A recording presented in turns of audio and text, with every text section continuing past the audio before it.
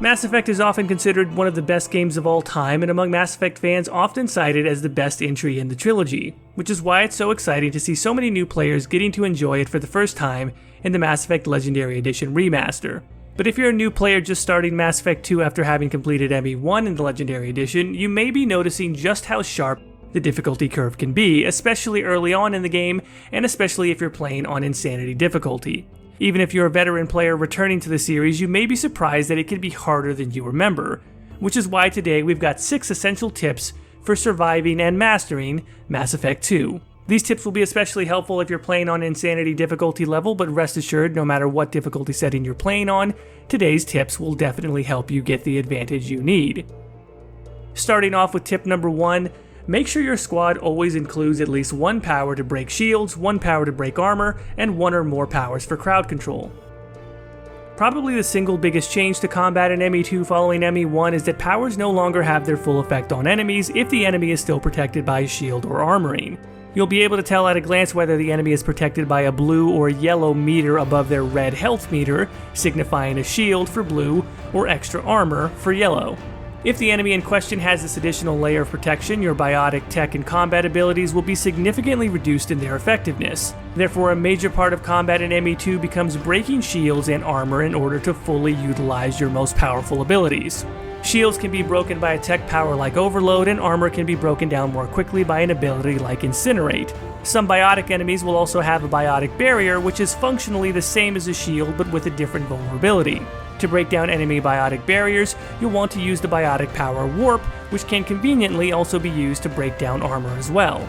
With 3 different potential enemy defensive measures, you'll want to make sure your squad always has a way to quickly break through whatever you might be facing.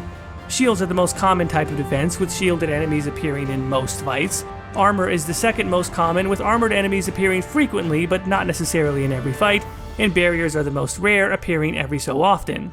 Having a squad mate with Overload is therefore essential since you'll be running into shielded enemies quite often. Garrus, Kasumi, and Miranda are all good options, and Miranda has the added bonus of also having Warp, making her the only squad mate to have a power suited to taking down all 3 defense types. Mordin and Thane are great options for taking down armor, and Jack can also be helpful for taking down barriers and armor if you unlock her Warp ammo ability. Once shields, barriers, or armor have been taken down, you'll be free to deal damage directly to enemy health, but also to unleash crowd control abilities in order to buy yourself more time to actually get some shots off. Crowd control abilities are plentiful, and most squad mates will have at least 1 ability to push enemies around. Samara is probably most efficient since she has throw and pull available from the start, but Jack is also very effective with the shockwave and pull abilities. Garrus, Grunt, and Zaid all have concussive shot, which can also make for a great non-biotic crowd control ability. Although you can mix and match a lot of different combinations effectively, Garrus and Miranda can be especially potent since both have Overload. Miranda's Warp can damage armor or barriers, and concussive shot from Garrus can be used to crowd control.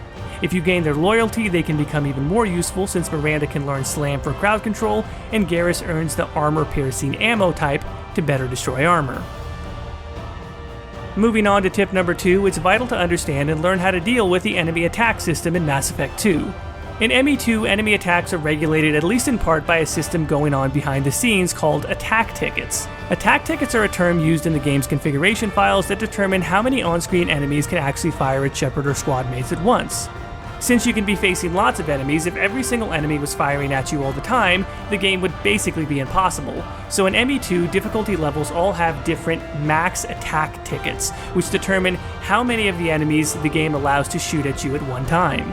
The system is technically broken into 2 categories: attack tickets and target tickets. Target tickets are how many enemies can be counted as being engaged with or locked onto Shepard, and attack tickets are how many can actually be firing at the same time. So for example, on casual difficulty, the max target tickets and max attack tickets are both 2, which means only 2 enemies can technically be locked onto Shepard at a time, but they're both free to attack simultaneously. On Insanity difficulty, the max target tickets value is 6, and the max attack tickets value is 4, meaning up to 6 enemies can be engaged or locked onto Shepard, but only 4 can actually be firing at once. Of course, if you've played Insanity, you know that only 4 is quite a lot, especially considering your player health is significantly reduced on Insanity. This means that you have to do a couple of things really well. time your attacks, and attack in quick bursts, careful to never be overly aggressive with your own attack window. Pop out from cover, shoot a couple of times, and duck back down quickly. Also, move. Flank enemies and move around cover as much as possible to get a better angle. Even better, order your squad mates to flank or even to draw fire. Squad mates have their own separate target and attack tickets, and on all difficulty levels except casual, they're lower than the players. So enemies actually target your squad mates less than they target you, all other factors like positioning and cover being equal. Try to use this to your advantage. Interrupting enemy attacks is also absolutely crucial to success, but as learned in tip number 1, that can be difficult when so many of them are shielded or armored. Which brings us to tip number 3. Number 3. Use powers to stagger enemies when necessary, even if they're still shielded. This might initially seem like a contradiction to tip number 1, but despite being counterintuitive, it can also be a lifesaver in a pinch. You see, even though shielded and armored enemies don't take damage to their health or feel the full effects of a power, most abilities do still have some effect. Namely, they can stagger enemies. If you use pull on a shielded enemy, it won't lift them up into the air like it normally would, but it will cause them to stop shooting and to stumble for a second or two. Now of course, ideally you would like to use overload or warp to break through a shield or armor before attacking, but some enemies have a high pool of shield health or lots of armor, and you may not be able to break through their defenses with one power usage. If you're facing lots of these enemies, you're going to find it very difficult to get a safe window of time to attack in. This is when using a power against a shielded enemy can help by staggering them to free up some space to counterstrike. The game unfortunately discourages players from doing this by putting up a warning message on the power wheel when aiming at a shielded enemy and about to select a power to use, but it's actually a really useful strategy when you need to get a swarm of enemies to let up. Remember the attack ticket system? In Insanity, up to 4 enemies could be firing at once and up to 6 could be targeting Shepard. If you and both your squad mates use powers to stagger 3 separate enemies briefly, that cuts the potential attackers in half for a couple of seconds, during which you can focus fire on one of them to break their shields that way. Continuing to do this patiently will eventually whittle down the enemy forces so you aren't so outnumbered, and as the fight progresses you can become increasingly aggressive. Understanding these first 3 tips and how they relate to each other is the key to mastering Insanity difficulty in Mass Effect 2. On to tip number 4, select a defensive advanced training power like Barrier.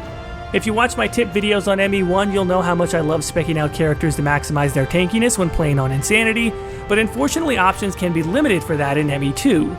Health and damage reduction upgrades are available in the Normandy labs, and those are highly effective when you can find them or buy them out in the world, but there aren't a lot of options in your squad menu when leveling up your character. Each class will have a dedicated class tree which can have some bonuses for health, but after that it's not easy to come by level up options that boost your survivability. That's where advanced training comes in. Advanced training in ME2 means that when you gain a squad mate's loyalty, you unlock the option to train a bonus ability for Shepard. You can only use one at a time, but you can switch at will, paying just a small price in mineral resources. There are several advanced training powers to choose from, but only 3 are defensive powers. Those are Barrier, Fortification, and, spoiler alert, Shield Boost. Yep, I literally said spoiler alert Shield Boost. If you don't know what that means because you've never played Mass Effect 2 before, you can thank me later. If you're an ME2 veteran and you know what I'm talking about, please don't ruin it for anyone in the comments, okay? Okay. These abilities are all pretty self-explanatory. Barrier gives you a biotic barrier equal to a percentage of your base shields. Shield Boost does the same thing but as a kinetic barrier, and Fortification adds the same but as armor protection. All 3 of these powers work in a similar way, but there are some small differences, and depending on who you ask, perhaps a slight advantage for Barrier. Fortification doesn't technically fall into a tech or biotic category, so it doesn't benefit from cooldown or duration bonuses to those categories, and Shield Boost at its upgraded levels can also give a weapon damage bonus. Barrier, however, is the only one of the 3 that doesn't have an activation animation. This is important because it means that you can activate it instantly, which can be the difference between life and death if you're badly hurt and staggered. Barrier in its upgraded forms can also have a duration much longer than its cooldown window, so you can actually end up having Barrier up almost all the time. No matter which defensive power you decide you like best, you'll have a much improved chance at staying alive longer. Tip number 5. Miranda and Jacob are your best bet for biotic combo detonations early in the game. Starting squad mates in the Mass Effect series tend to receive mixed responses from fans, and while Miranda and Jacob are not the most popular characters in the squad mate lineup, they are a surprisingly effective duo in the game's early hours. Jacob using pull and Miranda using warp is a great biotic detonation combo, and Miranda also having overload while Jacob has incendiary ammo means you'll have multiple ways to take down either shields or armor. Also keep in mind that if your Shepard isn't a biotic character, you won't get a chance to add another biotic squad mate until you recruit Jack. Since you need to use Morden for the Normandy Science Labs and Garrus is also on Omega with Morden, people tend to get those two first, and you may not have another biotic in your squad until a few hours into the game. Having Miranda and Jacob at your side can be a surefire way to keep the biotic detonations going until Jack, Samara, and Thane can join your crew later on. Most people tend to switch out Miranda and Jacob as soon as they can for a more popular squad mate, but if you're having trouble and willing to put utility over fanfare for a couple of hours, don't forget to give these two a try. And finally, tip number 6, and this is probably obvious to many of you but still worth including as a reminder, Garrus can be an absolute beast with a sniper rifle. I know this probably seems self-explanatory, but you'd be surprised how many people never actually order their squad mates to switch weapons while in combat. Garrus uses an assault rifle and a sniper rifle, but by default starts off wielding his assault rifle. Especially on Insanity, where enemies have bonus shield health, equipping and speccing Garrus out the right way really makes a difference. Even with the standard Mantis sniper rifle, if you unlock 2 sniper rifle damage upgrades, and fully upgrade his Turian Rebel skill tree and take the Turian Renegade option at rank 4, Garrus can take down some enemy shields in one shot. This is incredibly helpful on Insanity when shielded enemies are increased and tougher to deal with. We've already talked about multiple ways to deal with shielded enemies, so just think about how nice it is to see an enemy's shields drop instantly without having to do anything yourself.